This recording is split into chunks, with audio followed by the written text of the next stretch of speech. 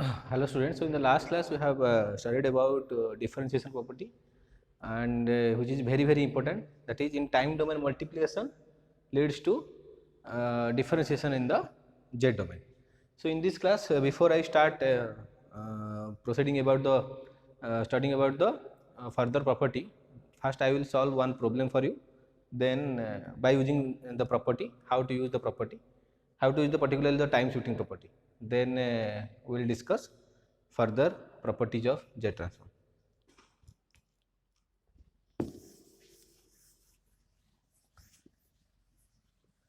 So the question is, find the Z transform of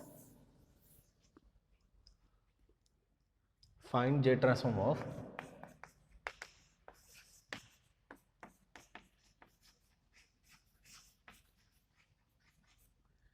find Z transform of signal xm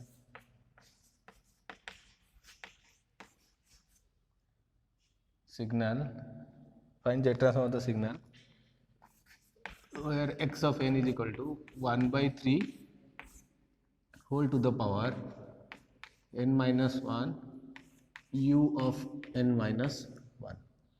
So this is the question, 1 by 3 whole to the power n minus 1 u of n minus 1. So first of all you have to observe here, you have to observe one thing, this is shifted by 1 unit and this is also shifted by 1 unit. That means your step signal is shifted by 1 unit and the multiplication of exponential, that is also shifted by 1 unit. That is, in every plus of n we replace with n minus 1. So first of all we know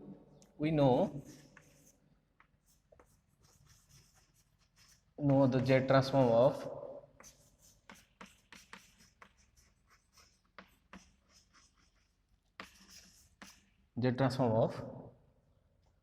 a to the power n un. So you know the Z transform of a to the power n un, which is nothing but z by z minus a, z by z minus a, and the region of convergence is z mod greater than a mod, z mod greater than a mod. So we can observe here, if a to the power n un is this, then 1 by 3 whole to the power n. 1 by 3 means a, in place of a just I have written 1 by 3. So 1 by 3 whole to the power n un, the Z transform will be z by z minus 1 by 3 and the region of convergence will be z mod greater than 1 by 3. But the question is asking 1 by 3 whole to the power n minus 1 u n minus 1, and you know that in time shifting property, if x of n, this is your time shifting property,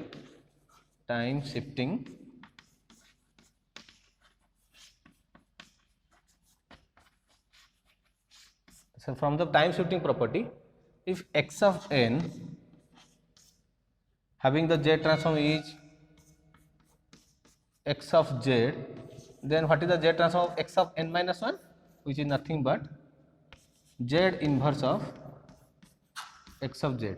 So you have already known about this property. So first of all you have to write in the examination also, x of n Z transform is xz, then x of, when n replaced by n minus 1, in the Z transform Z inverse is multiplied with the previous Z transform.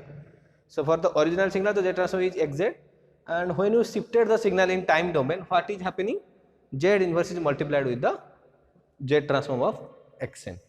So here you can see we have got the Z transform of 1 by 3 whole to the power n un. So now he is asking about 1 by 3 whole to the power n minus 1 u of n minus 1. Here we have to replace n minus 1 u of n minus 1.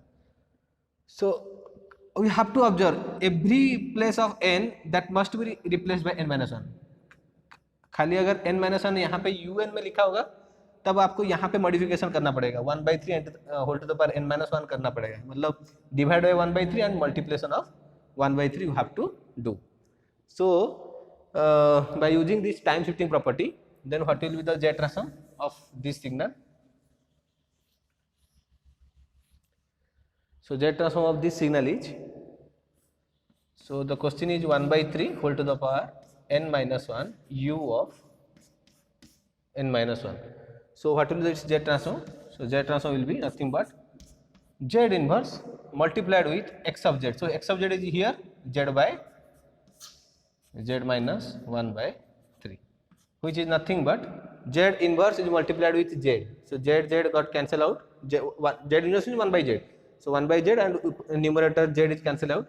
So answer will be 1 by z minus 1 by 3. So 1 by z minus 1 by 3, which is nothing but the z transform of 1 by 3 whole to the power n minus 1 u of n minus 1. So this is very important property. So you have to, how I am applying the property, you have to observe here. From the question you have to analyze first what basic z transform I have known and how to utilize that basic z transform by using the property to find the complex z transform. So this is the utilization of the property of time shifting property. So next we will further go to another property of Z transform, that is also very important. That's why we are studying about the Z transform. So the next property is convolution property.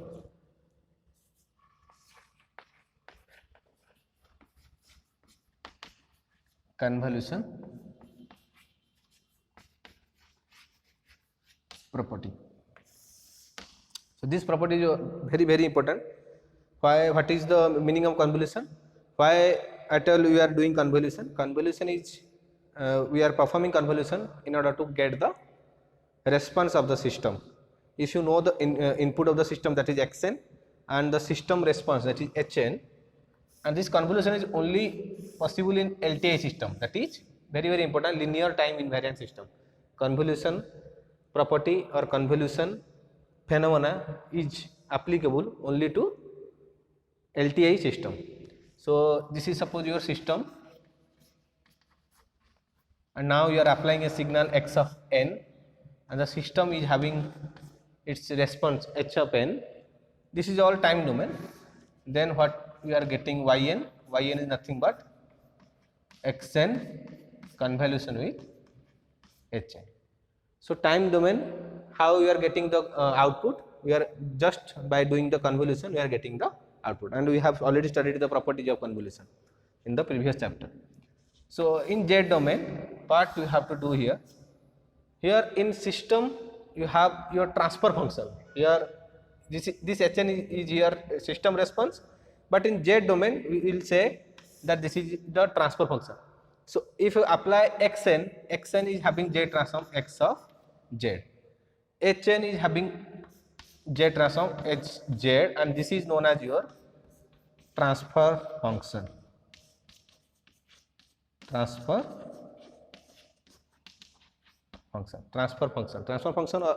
function means this function relate the output with the input. This function is relating the output with the input. That's why this is transfer function.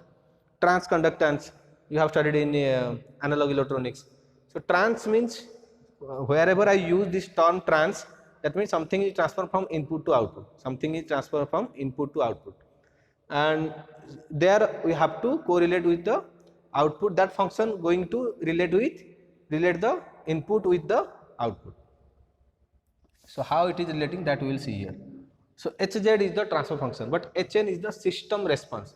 In time domain we say this is your system response, but in Z domain we said it as transfer function, and this is your y of z.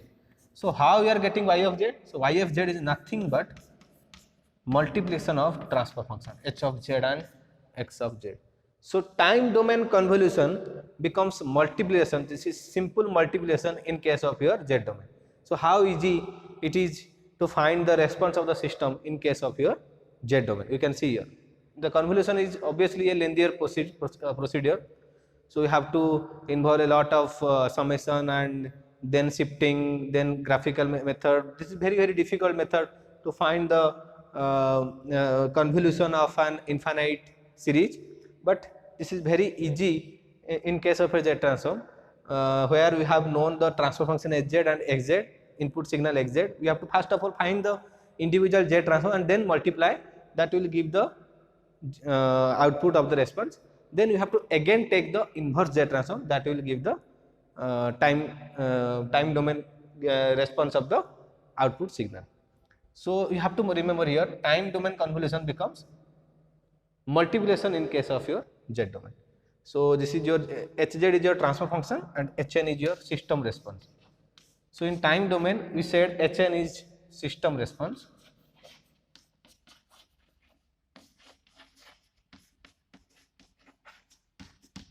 and Hz in Z domain is your transfer function. Transfer function. This is transfer function. And how to find the Hz here? So Hz is nothing but Yz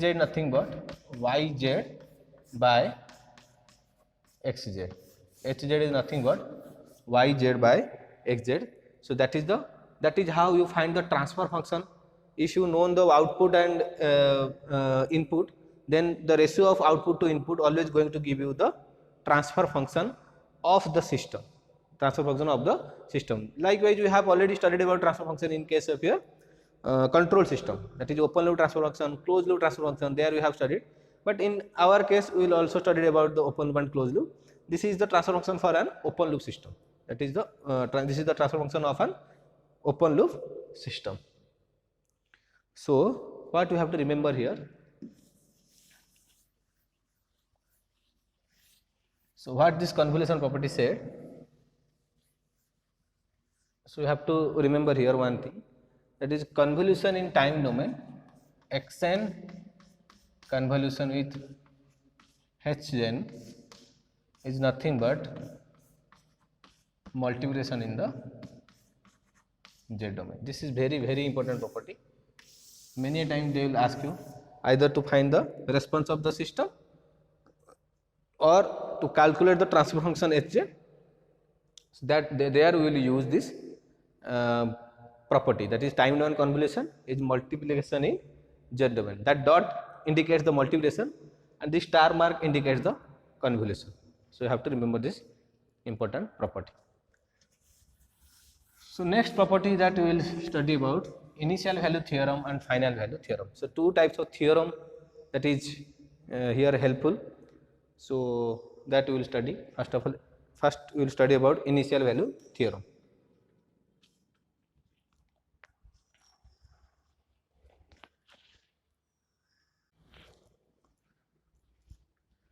So this is one of the very important theorem in case of your Z transform, that is initial value theorem. Suppose you want to calculate, you want to find the initial value. Initial value means in time domain the value starts, initial value means x of 0. So x of 0 indicates the initial value, and in order to find the value of x of 0, first of all you have to see here the Z transform of xn is, suppose the Z transform of xn is x of z. So you know the Z transform of xn. Now he is asking about to find the value of x of 0. X of 0 means the initial value. Then we have to use this formula, that is limit z tends to infinity x of z is going to give you x of 0. So that is the initial value theorem. So limit z tends to infinity x of z is going to give you the value at origin. The value at origin. This is also called initial value, or we can say value at origin. Initial value or value at, examiner going to use these two terms, find the initial value of the signal x of n, or he will ask you value at origin. Origin means obviously we always assume origin is at 0. Then how to prove this? You know the definition of Z transform x of z, which is nothing but summation of n is equal to minus infinity to infinity x of n z to the power minus n. So when you take the limit and you put z tends to infinity, then obviously we find only x of 0 exists. All other terms, that is because of z inverse, that is got cancelled out. All other terms because of z inverse, that is got cancelled out. But there is a condition for this initial value to exist, that is the initial value theorem is applicable only when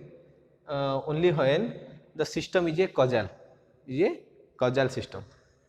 First of all, you have to write here the condition is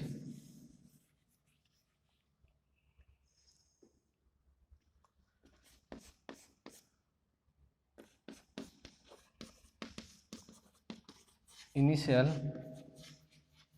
value theorem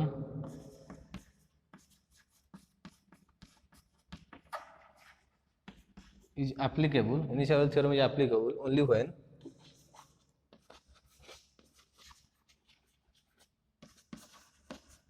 when the system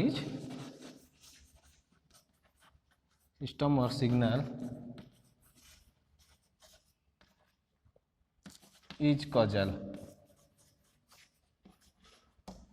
That means for negative time the signal must be 0, causal system. For the negative time the signal must be 0, that is a causal signal, and for the system case the system must not depend on the future value.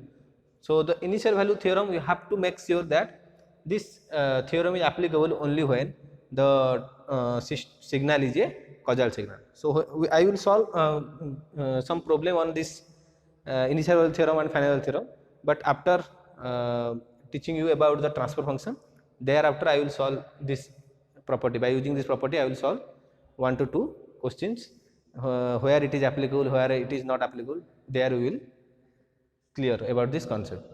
So next will be the final value theorem.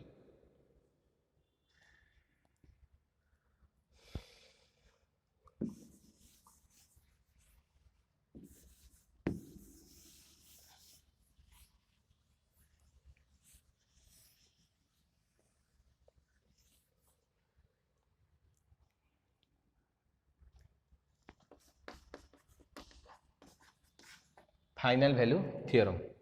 So if just like the previous theorem, if xn is having z transform as x of z, xn is having z transform of x of z, then what is the final value means x of infinity. So you have to see here two things you have to observe here. Initial value means x of 0, final value means steady state value. Final value means in control system I have studied, that is your steady state value. Steady state value means at time infinity. There you t tends to infinity, here n tends to infinity. So what is the value? Value will be limit z tends to 1, z minus 1 x of z. So z minus 1 x of z, or we can write or limit z tends to 1 minus z inverse x of z. So these two formula we can remember. Most of the case they will ask you in inverse, so you have to remember this second formula also. Limit z tends to 1 minus z inverse x of z, that will give you the final value x of infinity. But there is a condition to apply this. So condition is, so what is the condition? Condition is final value theorem is applicable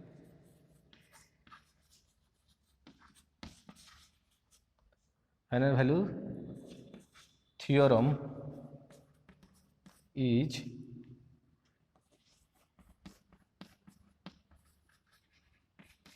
applicable only when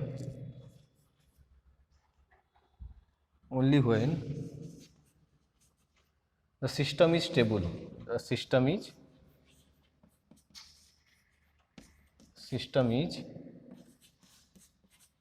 stable, that is the final theorem is applicable only when the system is stable, that is all the poles, we have to see the transfer function here, you have to find the transfer function here. All the poles must lie inside the unit, this is very important, unit circle. So you have to find the transfer function, and pole is the, when you equate the denominator to 0, that gives you poles, and if that poles lies inside the unit circle means having radius 1. Unit circle means having radius 1. That means you have a transfer function like this. You have to observe here x of z is, suppose for example, 1 minus z minus half into z minus 1 by 3, z minus 1 by 2 into z minus 1 by 3. So you can see here you have two poles at one is at 1 by 2 and second one is at 1 by 3. So 1 by 2, 1 by 3 both are lying inside the unit circle. So if you having a radius 1, circle having radius 1, so this circle having radius 1, then we can observe here 1 by 2 and 1 by 3 must be lies inside the unit circle, and for that transfer function only this final value theorem is applicable. Otherwise you cannot apply final value theorem. That means for otherwise the system will be unstable, and for unstable system the final value is always infinite. For unstable system, remember, the final value is always infinite. So that is the reason we cannot apply final value theorem. In this case we will always get a finite value. At infinite time also we will get a finite value. That's why the final value theorem, always remember, is applicable to for a stable system. In case of a control system, all the poles lies in the left half of the in your left half of the axis. That is for in your x and y axis, all the poles must lie. All the poles must lie like this in the left half of the plane. This is a plane, and in the left half if all the poles lie, then only the system will be stable, and for that system only we can find final value. There will say steady state value. Steady state value is nothing but your final value, that is time infinite. So here, in order to find the steady state value or final value in Z domain, all the poles must lie inside the unit circle, then only the system will be stable and this final value theorem will be applicable. So next we will the last property that we will study here, correlation property.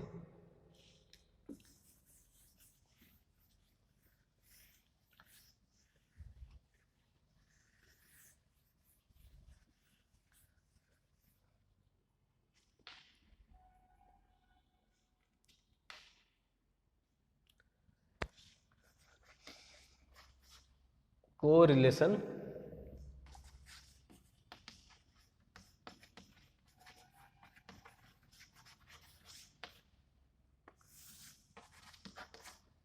property. So correlation property is nothing but we have already studied about this correlation property in time domain analysis, that whenever we want to compare the two signal, then we have to use this correlation. Correlation means compare the similarity between the two signal. So how to we are finding correlation? That is R of x1, suppose n, and x2 n. Suppose you have two signal, then correlation denoted by R. So how you are getting? That is x1 n convolution with x2 of minus n. So when you do that x1 n convolution with x2 of minus n, that will give you the, this is your cross correlation, because we are using two different signal. If you are using same signal, then it will be autocorrelation. Then in Z domain, that is R of x1z and x2z, which is nothing but x1z, and for this also you can observe here, this is x2 z inverse, because in time reversal this is multiplication, x1z multiplied with x2 z inverse, because in time domain time reversal we have studied, when you reverse the time, then in Z domain we have to replace each value of Z with inverse, that is with Z inverse. Wherever you have seen Z, you have to replace that with Z inverse. So x1z into x2 Z inverse, that is your correlation property. So time domain correlation becomes multiplication, but with its inverse, that is x1z into x2 Z inverse. Suppose here x1 minus n convolution with x2n, then you have to write here x1 Z inverse into x2 Z. So this is all about your property of Z transform. In the next class, we will solve 2 to 3 questions by using this property, and thereafter I will teach you about the inverse Z transform. So, thank you.